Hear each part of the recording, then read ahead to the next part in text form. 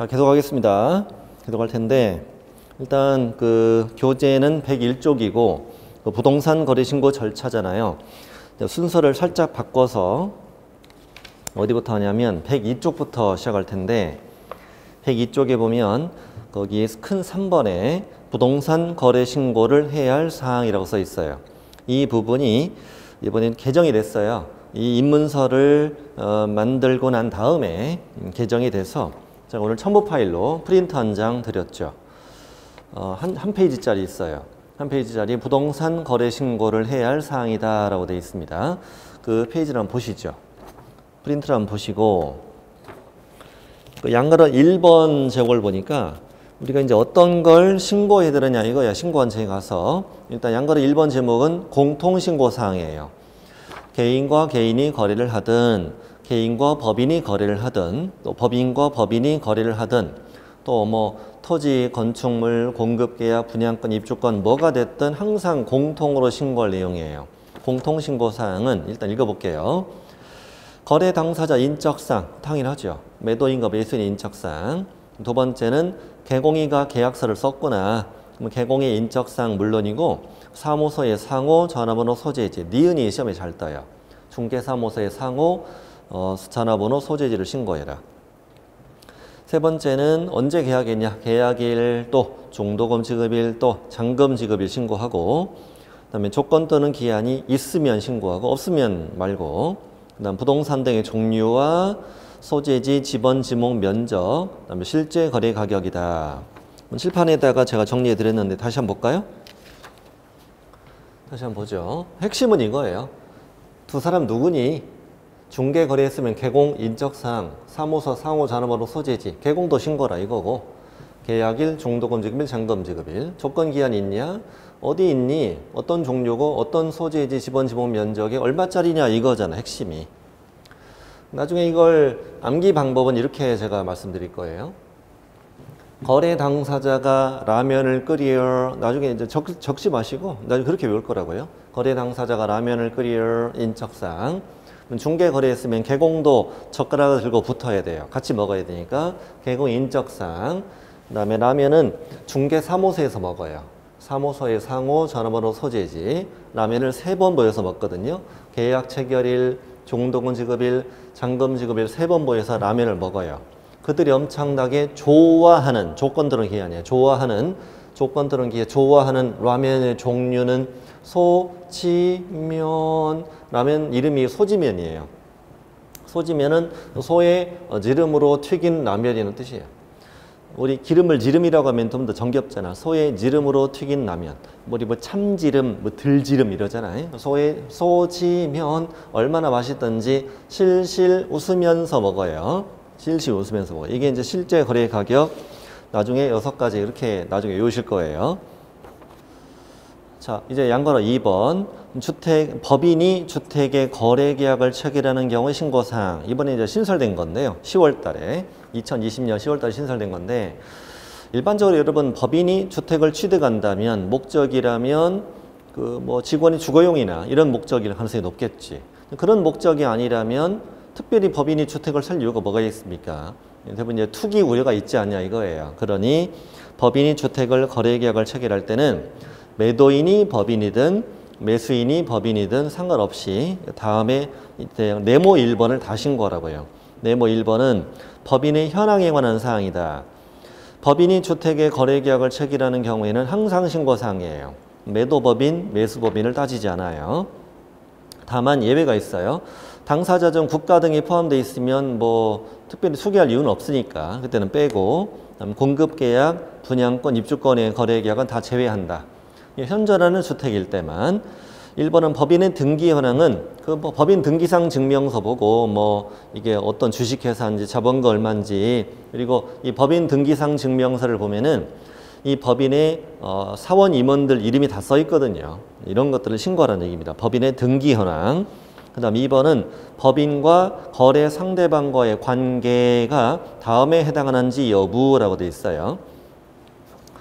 법인이 매도인이고 예를 들어 상대방이 누구냐 이거죠. 이럴 경우에 또는 매수인이 법인일 수도 있어요. 그런 거 있었고 자 거래 상대방 개인이라면 해당 개인이 그 해당 법인의 임원이거나 법인의 임원과 친족 관계가 있는 경우 혹시나 편법으로 이용될 수 있는 거죠.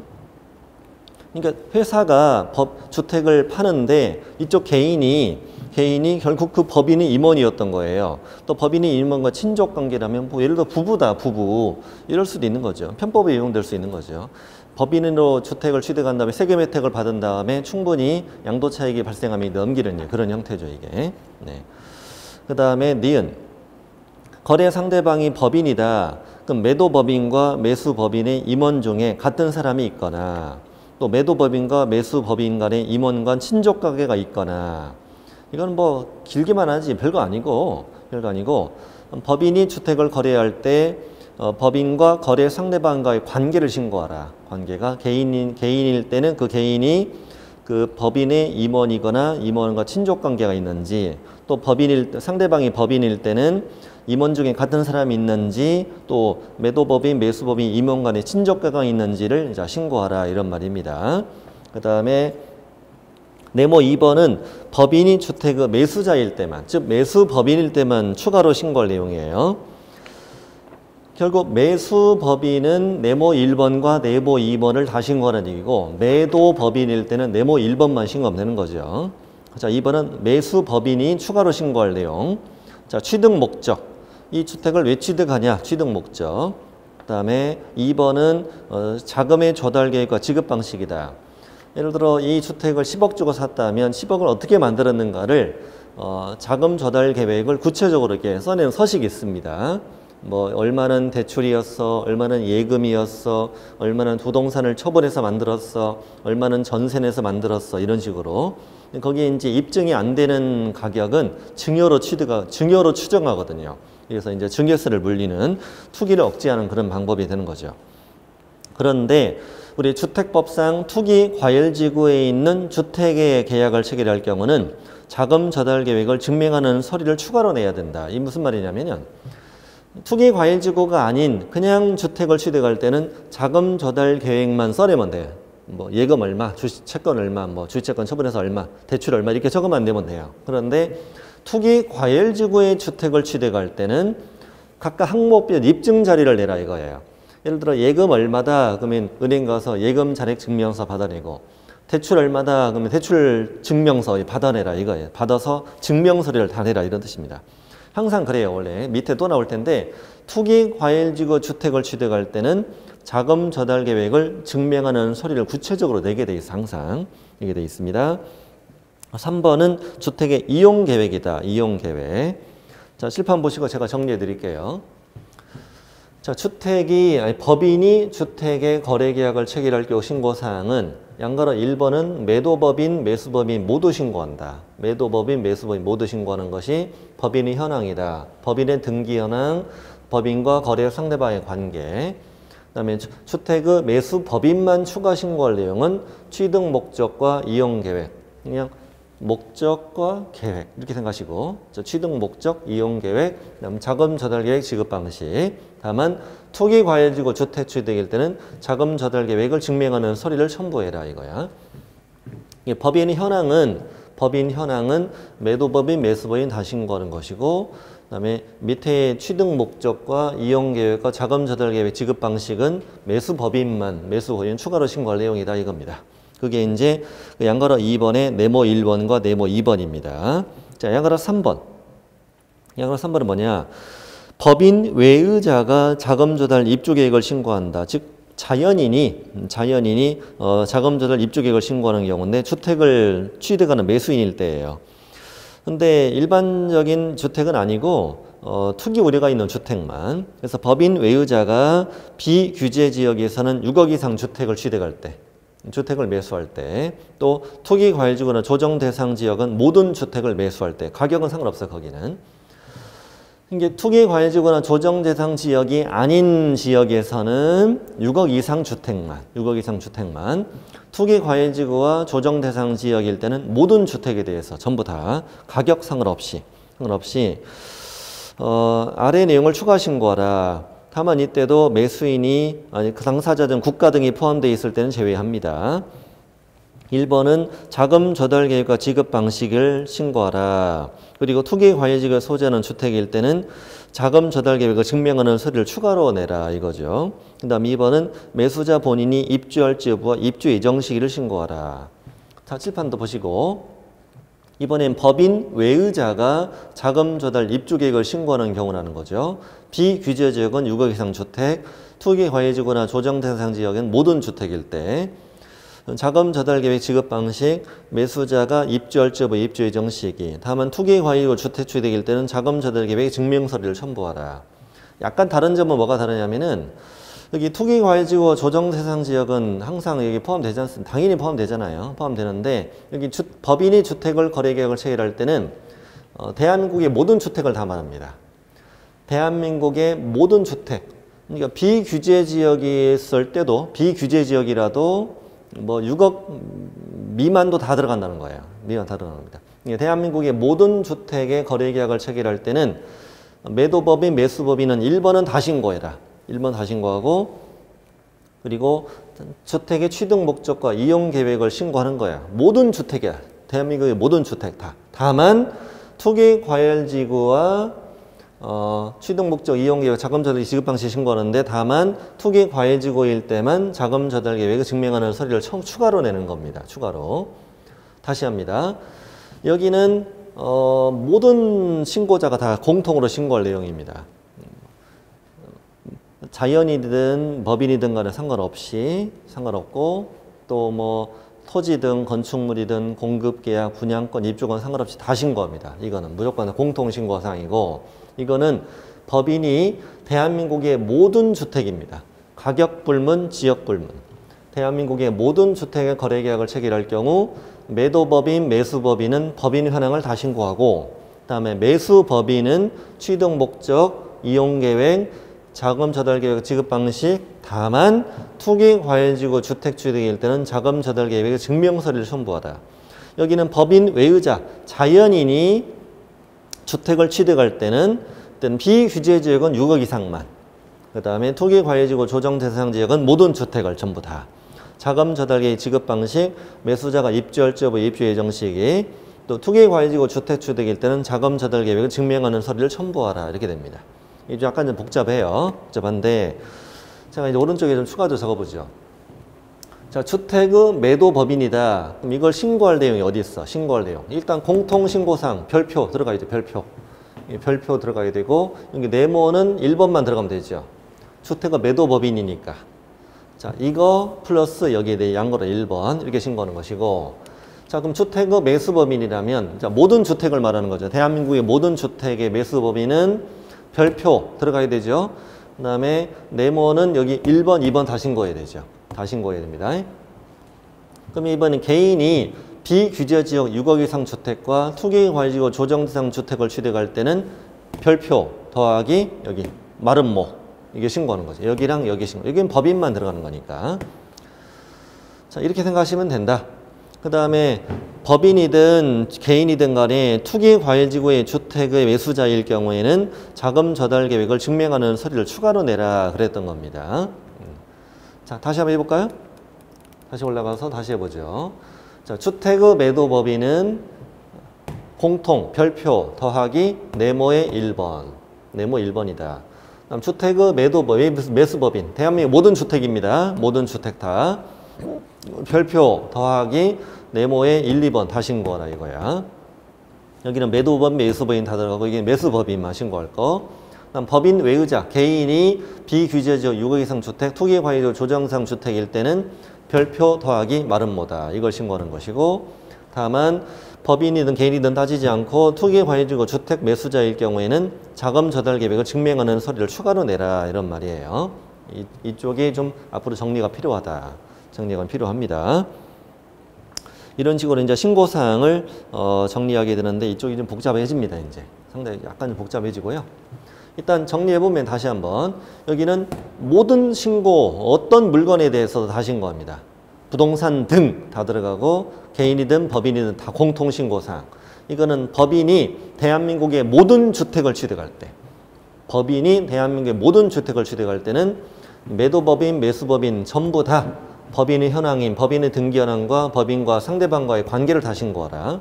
그다음에 주택의 매수 법인은 이거 플러스 이걸 다 신고하라 이거죠. 취득 목적, 이용 계획, 자금 조달 계획, 지급 방식. 다만 투기 과외지구 주택 취득이라면 자금 조달 계획 증명서를 첨부. 그다음 자연인은 대한민국 모든 주택이 아니에요. 투기 과외지구 조정 대상 지역 이외의 비규제 지역은 6억 이상 주택, 투기 과외지구와 조정 대상 지역은 모든 주택 다. 자금 조달 계획 지급 방식, 매수자 입주 여부와 입주 예정 시기. 다만 투기 과외지구 주택 주기일 때는 자금 조달 계획 증명서를 첨부하라. 자, 됐습니다. 이 페이지를 좀 잘 정리하시면 좋겠습니다. 기본서에다가도 제가 이런 식으로 다 써드렸습니다. 이런 식으로 정리해서 올려드렸으니까 그때 가서 다시 한번 공부하시면 되겠어요. 자, 지금부터는 이제 다시 101쪽으로 건너옵니다. 101쪽으로 건너와서 이제 신고 절차. 아까 우리 그 당사자 직거래일 때와 중개거래일 때로 나눠서 봤지 않습니까? 나눠서 봤는데 직거래일 때 신고 절차를 구체적으로 보자고요. 자, 그 양가로 1번에 동그라미 1번에 보면 부동산 거래계약 신고서 제출, 동그라미 기역은 공동신고, 니은은 국가 등의 단도신고, 세 번째는 일방의 거부, 이게 세 가지로 나누죠. 자, 공동신고, 국가 등 일방 거부. 자, 공동신고할 때 부동산 거래계약 신고서에 거래 당사자가 공동으로 서명 또는 날인하여 제출한다. 자, 공동신고의 뜻은 뭐라고요? 공동으로 서명 또는 날인, 이걸 뜻하는 거예요. 자, 공동 제출 OX. 신고서에 공동으로 서명 또는 날인하여 공동으로 제출해라 X입니다. 공동 제출이 아니라는 거. 이거 시험에 나옵니다. 공동 신고는 공동 제출이 아니에요. 이런 걸 시험에 낼 때 이렇게 나옵니다. 거래 당사자가 공동 신고를 하는 경우 거래 당사자는 부동산 거래계약 신고서를 공동으로 제출해야 한다. X 이렇게 되는 거예요. 공동으로 서명 또는 날인 제출. 제출은 아무나 제출하는 거야. 자, 국가 등.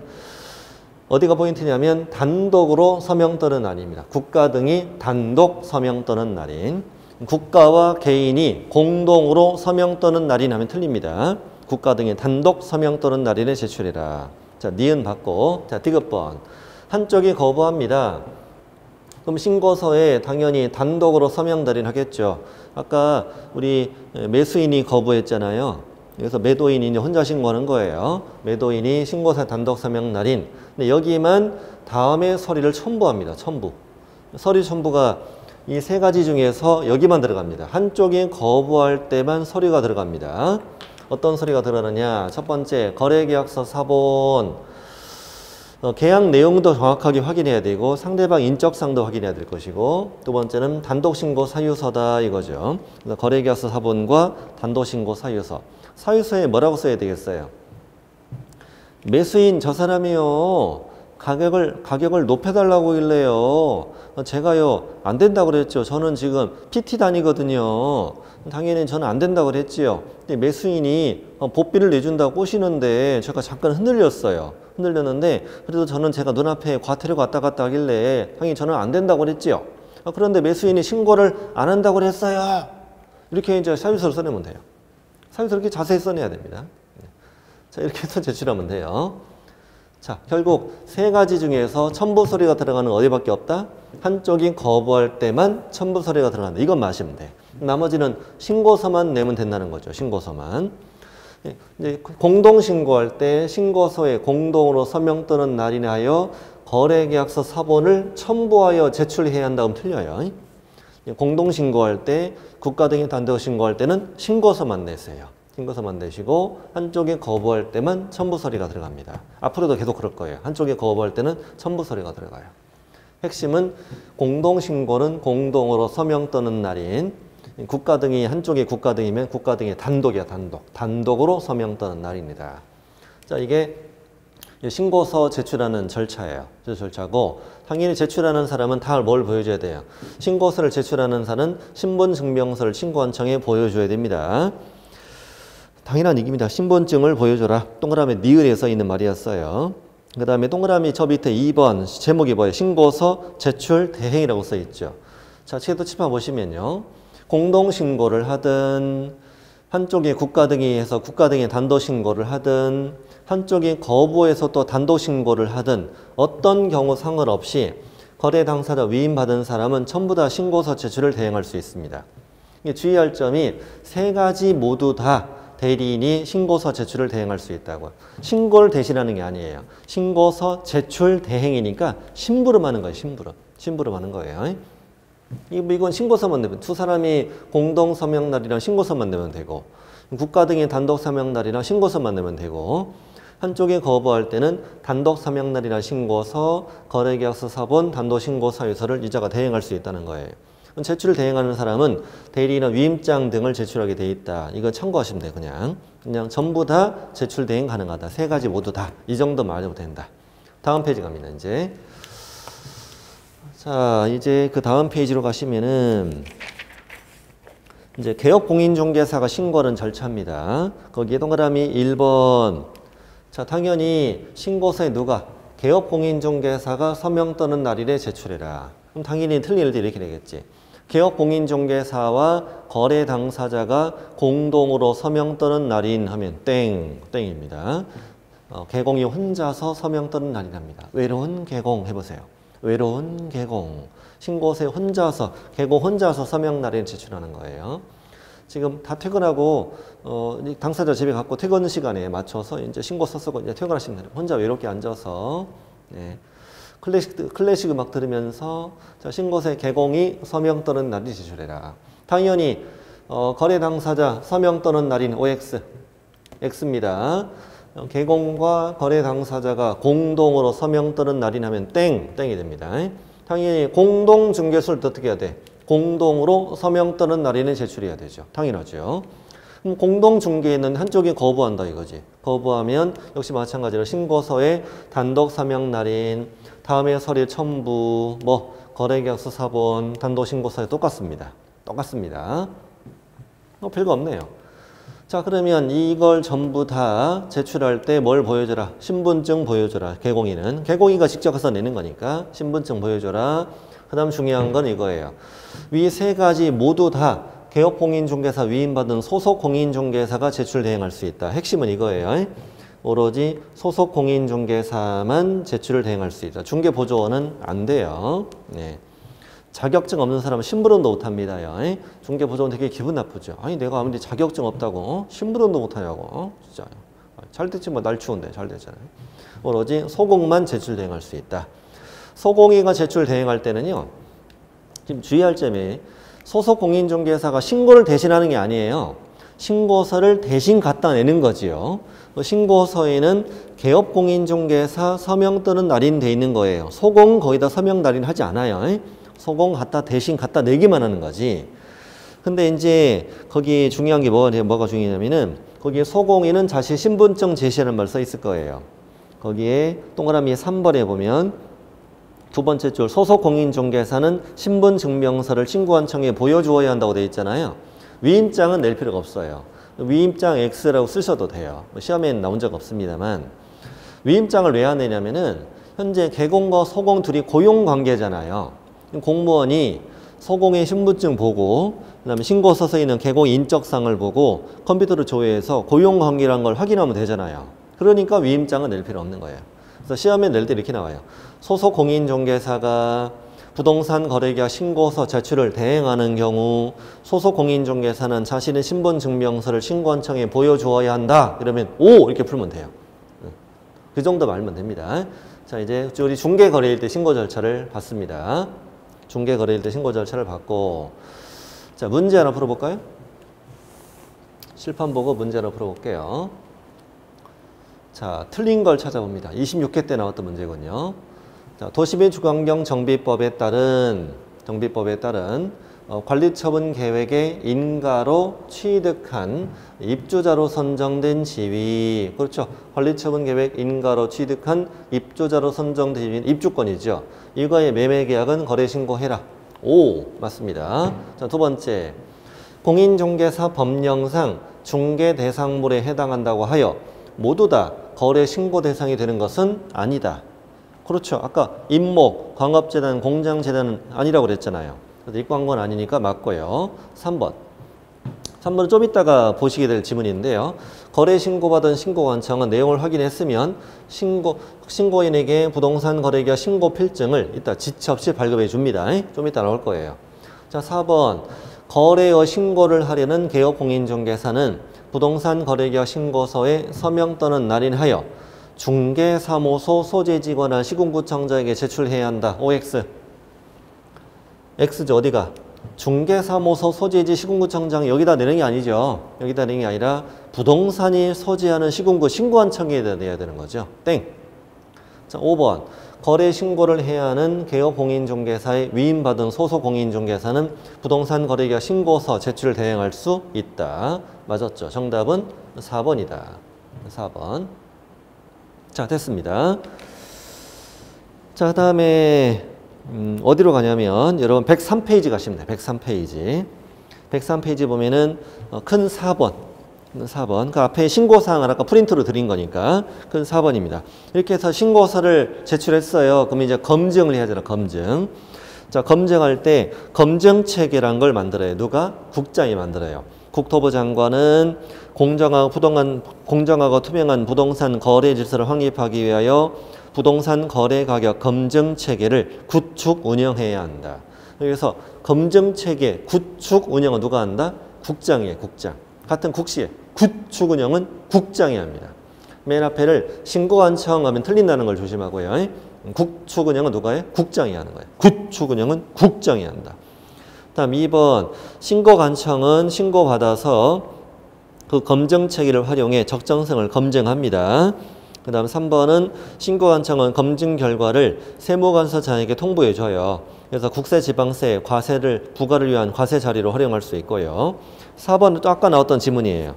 부동산 거래 신고받은 신고관청은 그 신고 내용을 확인했으면 신고 필증을 지체 없이 발급해라. 다음 5번 되게 중요해요. 매수인은 신고인이 신고 필증을 발급받았을 때 부동산 등의 특별조치법에 따라 검인받은 것으로 본다. 아까 전 시간에 했던 거죠.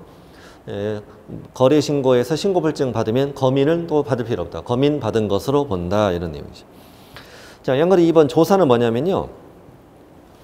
이렇게 신고 들어와서 검증체계로 검증했을 때 평균치 맞으면 통과해요. 근데 차이가 좀 심해. 그럴 경우는 별도의 조사할 수 있다는 그런 내용이에요.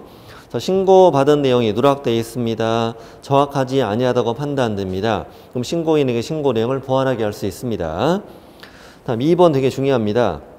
국토부 장관은 부동산 거래 신고, 좀 이따 배울 해제 신고, 또 좀 이따 배울 외국인 취득 신고, 보유 신고, 각종 신고 받은 걸 확인하기 위해서 신고 내용 조사를 직접 할 수도 있고 신고관청과 공동 실시도 가능합니다. 국토부 장관이 직접 조사도 가능하고 국토부 장관이 신고관청과 공동 조사도 가능하고 물론 신고관청이 조사도 가능합니다. 그러니까 세 가지 경우 다 된다고요. 국장, 여기 신고관청이면은 국장이 단독조사, 신고관청이 단독조사 가능하고 국장이 신고관청과 공동조사도 가능하다 이거야. 이 공동조사가 이번 2020년 2월 달에 신설된 거거든요. 공동조사할 수 있다 이 정도 하시면 돼요. 다음 페이지. 국토부 장관이나 신고관청은 신고 내용 조사나 공동조사를 위해서 당사자나 개공에게 다음의 자료 제출을 요구할 수 있다고요. 거래계약서 사본 가져와라 할 수 있다고요. 그 다음에 니은과 디귿과 니을을 묶어서 뭐라고 적냐면 거래대금 지급증명자료라고 쓰세요. 거래대금 지급증명자료라고 쓰세요.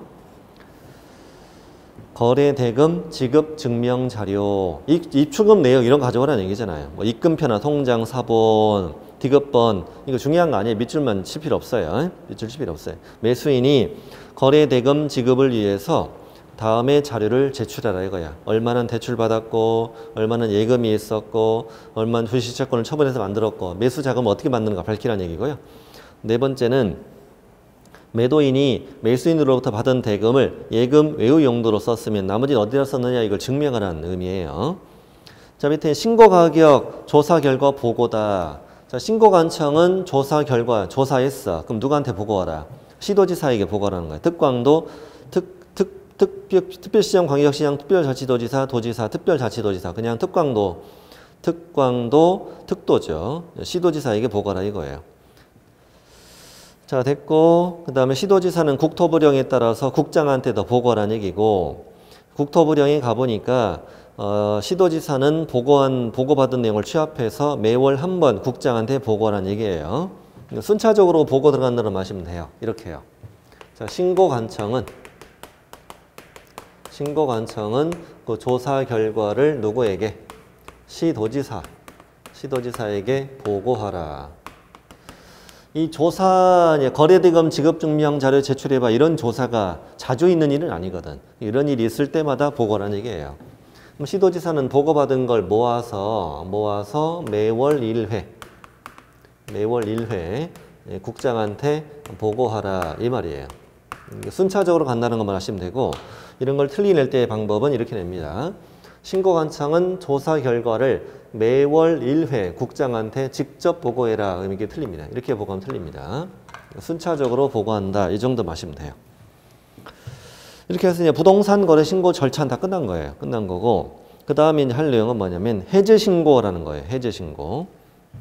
칠판 보시면은 이 해제 등 신고라는 게 2020년 2월 1일, 21일 날 신설됐는데, 뭐 거의 신설이나 마찬가지죠. 과거에는 아주 짧은 조문 안에 있었는데, 이 해제 신고가 잠깐 좀 들어보시면은요. 2020년 2월 21일 그 이전에는 해제 신고서 제출이 의무가 아니었어요. 해제되면 해제 신고서 제출을 할 수 있다. 그래서 법조문이 할 수 있다. 그러다 보니까 어떻게 이게 악용됐었냐면요. 어떻게 악용되냐면, 우리 중개사법에 보면 이런 거 있었지. 금지행위에서 거짓으로 거래가 완료된 것처럼 꾸미는 등 시세에 부당한 영향을 주거나 줄 우려가 있는 행위 이런 게 있었잖아요. 그래서 이제 개공이 주도해서 그 아파트 주민들하고 같이 가짜 매매 계약서 쓴다고 그랬죠. 가짜 매매 계약을 써서 가격 올려가지고 가짜 매매 계약서 쓰고 부동산 거래 신고하죠. 부동산 거래 신고하면 다음 달 실거래가 홈페이지에 가격이 올라가죠. 사람들이 이 단지가 드디어 집값이 올랐나 보다. 그래서 막 이제 진짜 거래도 따라 올라오잖아. 따라 올라옵니다. 어느 정도 가격이 오르게 되면 나중에 한참 서너 달 지나서 계약을 해제시키고 해제 신고를 나중에 뒤늦게 하는 거죠. 천천히 하는 거예요. 천천히 하는 겁니다. 이렇게 해서 이제 가짜를 나중에 지우는 거죠. 이렇게 악용되는 거예요. 해제 신고서 제출이 의무가 아니다 보니까. 그래서 안 되겠다. 해제 신고서 제출도 의무로 만들자. 이렇게 만든 거예요. 해제 신고서 제출도 의무로 만들자. 그래서 자, 핵심이 이거예요. 동그라미 1번 읽어볼게요. 거래 당사자는 부동산 거래 신고를 한 후 해당 거래 계약이 해제, 무효, 취소되었으면 해제 등이 확정된 날부터 30일 이내에 신고관청에 공동으로 신고해야 한다. 핵심은 거래 당사자는 공동으로 신고해야 한다예요. 해제 신고는 거래 당사자의 의무예요. 거래 당사자의 의무지 일단 결론적으로 개업공인중개사의 의무가 아니에요. 아까 제가 전 시간에 개업공인중개사는 부동산 거래 신고 말고는 아무런 의무가 없다고 그랬잖아요. 의무 없다고 그랬죠. 거래 당사자 의무지 개공의 의무가 아니에요. 해제 등이 확정되고 30일 안에 당사자가 공동 신고해라. 물론 한쪽이 거부하면 국토부령에 따라 단도 신고할 수 있어요. 자, 2번이 더 중요한데, 개업공인중개사가 부동산 거래 신고를 한 경우에는 개업공인중개사가 해제 등 신고를 할 수 있다. 할 수 있다고 돼 있잖아요. 할 수 있다. 네. 자, 물론 한쪽이 거부하면 국토부령에 따라 단독 신고도 가능합니다. 그 다음에 3번 해제 신고 들어가면은 신고관청은 해제 내용을 확인한 다음 해제 등 확인서라는 걸 지체 없이 발급해 줘요. 자, 칠판 보시고 핵심은 이거라고요. 부동산 거래 신고를 한 후 해당 계약이 해제, 무효, 취소되었습니다. 그러면 거래 당사자는 해제 등이 확정된 날부터 30일 안에 공동 신고해야 한다. 당사자가 해야 됩니다. 의무자는 당사자다. 물론 일방이 국가 등의 경우는 해제 신고서에 국가 등의 단독 서명단을 제출할 수 있다고 나중에 배웁니다. 나중에 배우고요. 그다음에 개공이가 부동산 거래 신고했을 경우에는 개공이가 해제 신고를 할 수 있다. 해야 한다가 아니라는 걸 조심합니다. 개공의 의무가 아니다. 됐습니다. 개공의 의무는 아니다. 해제 신고는 그 정도 보시고요. 우리 개공의 의무는 부동산 거래 신고 의무 말고는 없다고요. 다음에 이제 오른쪽에 정정 신청은 뭐냐? 정정 신청은 단순 암기라서 오늘은 제도를 이해하는 쪽으로 한번 이해해 보십시오. 정정 신청은 뭐냐? 아까 그 부동산 거래 신고할 때 자, 계약서 내용을 어디에 담아서 신고서에 담아서 신고서를 냈죠. 신고서를 냈고 그리고 신고관청이 신고 필증을 발급했어 지금. 이게 당연히 일치돼야 되잖아요. 근데 사람인지라 내가 실수로 신고를 잘못했다는 거예요. 계약서의 면적이 200제곱미터라고 돼 있는데 네가 신고서에 쓸 때 잘못 써가지고 300이라고 잘못 써버렸네. 그럼 신고서에 신고 필증에 300이라고 잘못 나왔을 거 아니에요. 이걸 지금 모를 수도 있죠. 모를 수도 있는데 언제 알게 되냐면은 등기할 때, 등기소에서 등기 신청할 때는 계약서 신고 필증을 다 제출해야 되거든요. 이게 일치가 안 되면 등기가 안 돼요. 등기 안 됩니다. 그러다 보니까 그때 가서 빠꾸된 거죠. 등기 안 되고. 그래서 아이고 내가 실수로 신고 잘못했네. 그러면서 신고 필증에 이 잘못 신고한 부분, 잘못 신고한 부분을 이렇게 빨간 줄로 쭉쭉 그어요. 그어서 200이라고 수정해요. 수정한 다음에 이 정정 부분에다가 직거래면 당사자가, 중개거래면 개공이가 서명 또는 날인해요. 이걸 신고한청에 제출하면 새로운 신고필증을 주는 거예요. 이거를 정정신청이라고 해요. 정정신청이라는 용어를 써요. 이건 별도 신고서가 없어요. 신고필증을 수정해서 내는 거잖아. 그래서 이름을 신청이라고 지은 거예요. 신고필증을 직접 수정해서 내면 새로운 신고필증을 준다. 그래서 정정신청이라는 표현을 씁니다. 정정신청에서 여러분 한 가지 이해할 게 있습니다. 이해하고 지나갈 게 있는데 정정신청이 들어오잖아요. 검증을 하지 않습니다. 검증하지 않고 무조건 바꿔줘요. 왜냐하면 부동산 거래 신고하는 과정에서 이미 검증을 다 했잖아요. 그리고 추가 검증을 하지 않고 내가 이거 잘못 신고해서 들어오잖아. 무조건 눈 딱 감고 바꿔줘 버려요. 그 대신 중요한 항목은 해주지 않아요.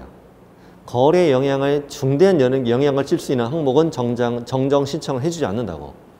그런 게 정말 잘못됐다고 생각한다면 처음부터 다 깨고 처음부터 신고를 다시 해야 돼요.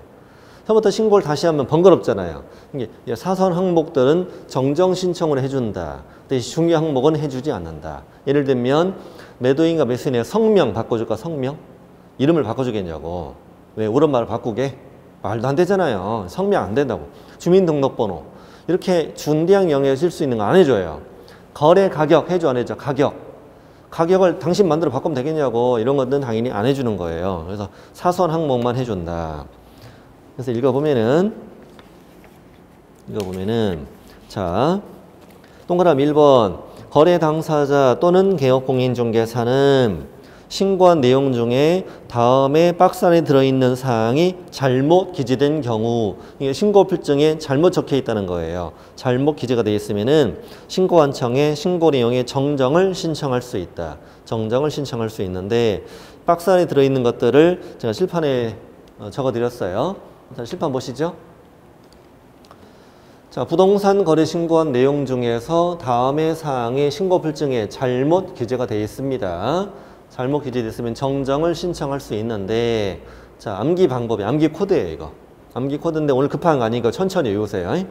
전주, 상사, 비대, 종류, 치면 이렇게 외워요. 전주, 상사, 비대, 종류, 치면. 전주에 상사가 있는데 거기에서 비대를 사면 어떤 종류의 사은품을 주냐? 지지면이라는 라면을 줘요. 지름으로 튀긴 라면. 지지면, 전주, 상사, 비대, 종류, 지지면. 지금 이걸 지금 당장 외우는 건 급한 거 아니에요. 천천히 해도 돼요. 자, 박스 가볼게요. 박스 가서 자, 전주, 상사. 여기 전화번호, 주소, 전화번호, 휴대전화번호, 전주.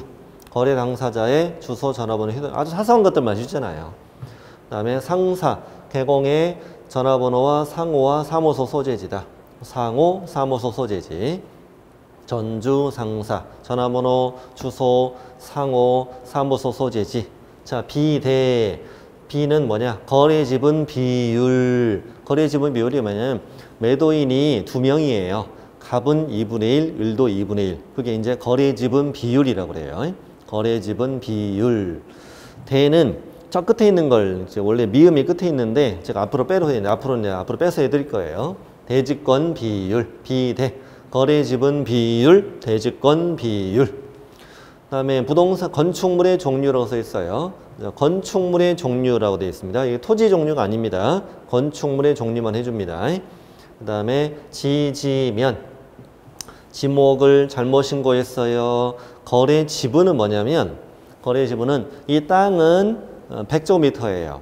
근데 30제곱미터를 사는 거예요, 얘가. 그럼 이제 100분의 30, 이게 거래 지분이에요. 부동산 거래 지분입니다. 거래 지분 비율은 사람의 지분을 말하는 거고, 갑 2분의 1, 을 2분의 1을 말하는 거고, 거래 지분은 이제 토지는 100인데 30을 산다. 100분의 30을 산다. 이게 거래 지분이에요. 이거 반드시 구분을 해야 되는 건 아니니까 부담 갖지 마세요. 그냥 단어 말면 돼요, 하나만. 거래 지분 비율, 여기는 거래 지분, 면적, 지지면. 전주, 상사, 비대 종료, 지지면. 예를 들면 정정 신청할 수 있는 항목이 아닌 걸 찾아라, 이게 문제가 나와요. 아닌 걸 찾으면 여기 없는 걸 찾으면 돼요. 뭐 재작년에는 성명 답이었어요. 성명, 뭐 주민등록번호, 거래 가격 이런 거 나오면 X로 그러면 돼요. 그러면 되고, 외우는 거 급한 거 아니에요. 지금 당장 외워야 되는 거 아니니까 앞글자 따서 천천히 앞으로 외우시면 돼요. 전주 상사, 비대 종류, 지면, 이게 정정 신청되는 항목이에요. 박스 밑에 들어있는 건 별로 안 중요해요. 정정 신청하는 방법입니다. 방법. 읽어드릴게요. 정정 신청을 하려는 거래 당사자 또는 개업공인중개사는 당사자가 할 수도 있고 개공이 할 수도 있어요. 자, 이때 발급받은 신고필증에 정정사항을 표시하고 그 정정 부분에다가 서명 또는 날인에 제출하세요. 직거래면 당사자가 서명 날인에 제출하면 되고, 중개거래일 때는 개공이가 서명 날인에 제출해도 되는데 아무나 가도 상관없어요. 이거는 꼭 중개거래일 때라도 개공이가 꼭 해야 되는 건 아니에요. 그런 거 묻지 않아요. 그럼 여러분, 거래 당사자 직거래일 때는 거래 당사자가 만나서 신고필증을 수정한 다음에 공동으로 서명 또는 날인해서 이걸 내야 되는 거잖아요. 그러니까 둘이 만나야 되는 데는 문제가 있잖아요. 그래서 3번이 만들어진 거죠. 거래 당사자의 주소, 전화번호, 휴대전화번호. 아까 우리 맨 첫 줄이죠. 거래 당사자의 주소, 전화번호, 휴대전화번호. 이거 첫 줄. 이거를 정정할 때는 이게 사소한 것까지 둘이 꼭 만날 필요 없지 않냐. 이때는 일방이 단독으로 서명 또는 날인에 정정을 신청할 수도 있다, 이거죠. 전주죠. 전주는 혼자 간다. 이렇게 외우세요. 시작. 전주는 혼자 간다. 이렇게. 전주는 혼자 간다. 이렇게 외우시면 돼요. 그럼 4번은 신고필증을 재발급해 준다는 얘기입니다. 자, 이제 변경 신고 가겠습니다. 자, 밑에 X 제가 써드린 거 있는데 지금 급한 거 아니에요. 성명, 뭐 주민등록번호, 거래 가격 이런 거는 정정이 안 된다. 자, 이제 변경 신고 할게요. 자, 이쪽으로 와보세요 또. 그럼 변경 신고는 뭐냐? 처음에 계약서 200, 신고서도 200이라고 잘 써냈고 신고 필증도 200으로 올바르게 잘 나왔어. 지금 잘 나왔는데 이 매도 매수인 간의 합의로 계약 내용이 변경이 된 거예요. 그래서 200을 아니라 300으로 널 더 많이 땅을 사기로 하자, 이렇게 이제 바꾸기로 한 거예요. 그러면 계약서 내용과 신고 필증 내용이 일치가 안 되잖아요. 일치가 안 되니까 이번에는 신고 필증을 수정해서 내면 안 돼요. 수정해서 내면 공무원은 정정 신청으로 들어온 거 할 거 아니에요. 그렇게 내지 말고 이번에는 변경 신고서가 있으니까 변경 신고서를 써내세요. 변경 신고서의 면적이 200인데 300으로 변경되었습니다. 이렇게 써내라는 거지. 그럼 새로운 신고필증을 준다, 이거야. 300짜리 새로운 신고필증을 주더라, 이 말입니다. 변경 신고서를 내면 이걸 변경 신고라고 그래요.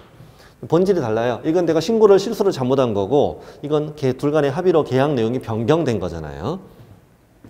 그래서 동그라미 1번, 부동산 거래 신고 내용 중에 다음에 해당하는 사항이 변경되었을 때는 등기 신청 전에 신고관청에 신고 내용의 변경을 신고할 수 있습니다. 자, 변경 신고 항목은 부동산 거래 신고한 내용 중 칠판 보시면 다음의 사항이 변경된 경우에 하는 거다. 자, 뭐가 변경되느냐? 암기 방법은 이거예요. 비지면, 조가중잔 제외. 제 노래가 여러 노래가 있죠. 이 중에 이건 좀 랩이에요, 랩. 비지면, 조가중잔 제외. 이렇게. 비지면, 조가중잔 제외. 이렇게 웃으면 돼요. 비지면, 조가중잔 제외. 비지면 조가 중지한 제외 이렇게 외우시면 돼요. 처음에 앞 글자 따면 처음에 어색해요. 어색한데 천천히 하면 다 외워지면 걱정하지 마세요. 자, 박스 갑니다. 자, 비 거래 지분 비율, 지 거래 지분 면적. 이건 아까랑 공통입니다. 정정 신청과 공통이에요. 아까 정정 신청 항목이 뭐였어요? 자, 이쪽에다 적어서 비교해 드릴게요. 아까 뭐라고 외웠냐면 전주상사 비대 종류 지면 그랬잖아요.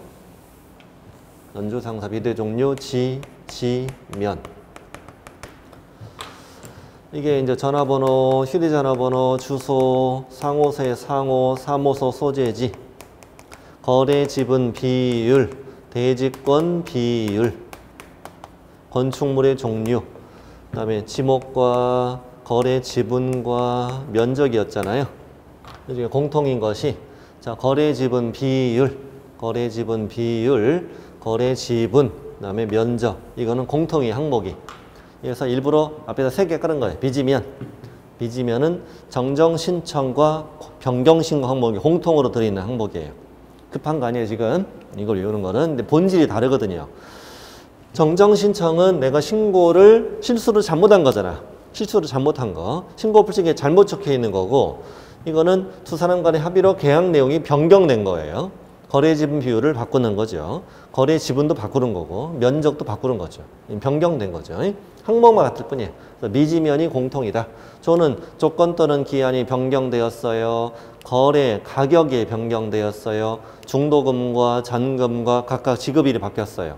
중도금 또 잔금 또 중도금 지급일 또 잔금 지급일 이렇게 바뀌었다는 얘기예요. 그 다음에 제외는 뭐냐면 공동 매수의 경우에서 매수인의 변경. 매수인이 3명이었는데 매수인이 변경되었다. 일부가 제외될 경우만, 한 사람 빠질 경우만 된다는 거예요. 8번도 마찬가지예요. 부동산이 다수인데 일부 부동산이 변경되었다. 한 번에 3개 샀는데 하나 뺀다는 거죠. 일부가 제외될 경우만, 제외되는 경우만 해당하는데 그 이유가 뭐냐면은 잠깐 보실게요. 처음에 내가 주택도 사고 토지도 샀어요. 이렇게 샀어요, 처음에. 이렇게 처음에 부동산 거래 신고할 때는 2가지를 샀어요라고 신고했어요.